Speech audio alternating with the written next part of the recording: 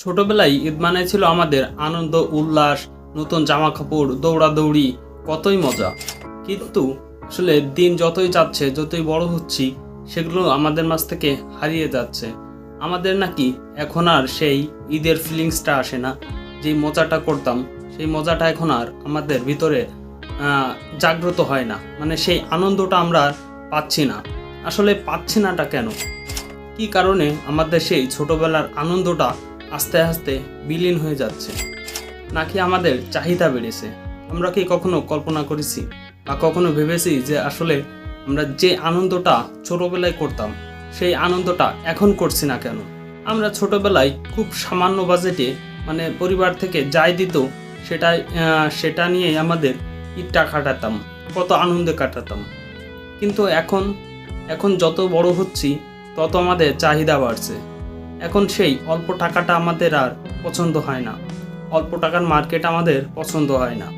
বা এখন মনে করি যে আমাদের যেই বয়সটা, এই বয়সে মনে করি যে একটা বাইক না থাকলে আমি ঈদে ঘোরাঘুরি করতে পারতাম না।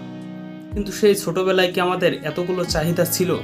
সেই বড় বাজেট বা একটা বাইক। আমাদের বয়স যত বাড়ছে, আমাদের চাহিদা তত বাড়ছে। সেই অল্প বাজেট বা অল্প কিছু আমাদের সন্তুষ্ট করতে পারতেছে না।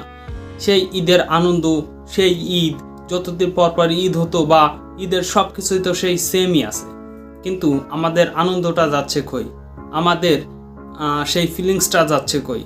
সব কিছুই যদি ঠিক থাকতো, মানে আমাদের আবেগ, আমাদের ফিলিংস, আমাদের সেই আনন্দ, সব কিছুই যদি আমরা সেই আগের মতোই পেতাম, সেই ঈদ আগের মতোই আছে, কিন্তু আমাদের আনন্দটা আমরা নিজেরাই মাটি করছি। কারণ আমাদের যেই চাহিদা, সেটা আমরা অনেক বেশি চাহিদা করতেছি, যেটা হয়তো বা আমাদের আয়ত্তর বাইরে। আমরা যদি আমাদের আয়ত্তের ভিতর রেখে আমাদের বাজেট বা আমাদের ঈদের যে আনন্দ, সেটা যদি আমরা করে নিতাম, কম্পেয়ার করে নিতাম, তাহলে আমাদের ঈদের আনন্দটা নষ্ট হতো না। সব কিছুই আসলে আমাদের টাকা। কারণ যার বেশি যত ইচ্ছা বাজেট করার, বেশি টাকা আছে, সে তত একটা উপলব্ধি করতে পারতেছে। কারণ তার বয়সের সাথে তার যেই একটা বাজেটের তারতম্য আছে, সেটা থাকতেছে। কিন্তু আসলে আমাদের বয়সের সাথে আমরা যতটুকু আমাদের অর্থের প্রয়োজন, মানে আমাদের সাজসজ্জার, তা আমাদের সেটা কম্পেয়ার হচ্ছে না। তাই আমরা মনে করতেছি যে আমরা বড় হয়ে গেছি, ঈদের আনন্দটা আর নাই। কিন্তু এটা টোটালি ভুল। কারণ সেই ঈদ তো আগের মতোই আছে, কিন্তু আমরা সেই ঈদকে আগের মতো করে আমরা আনন্দ ভাগাভাগি করতে পারতেছি না, ঈদকে উদযাপন করতে পারছি না।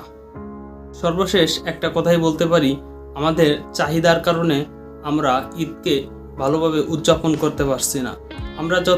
আমাদের চাহিদা যত কম হবে, আমরা আমাদের অবস্থানে যা আছে তাই নিয়ে যদি আমরা সন্তুষ্ট থাকতে পারি, তাহলে আমরা ঈদকেও উপভোগ করতে পারবো, ঈদও আমরা আনন্দে কাটাতে পারবো।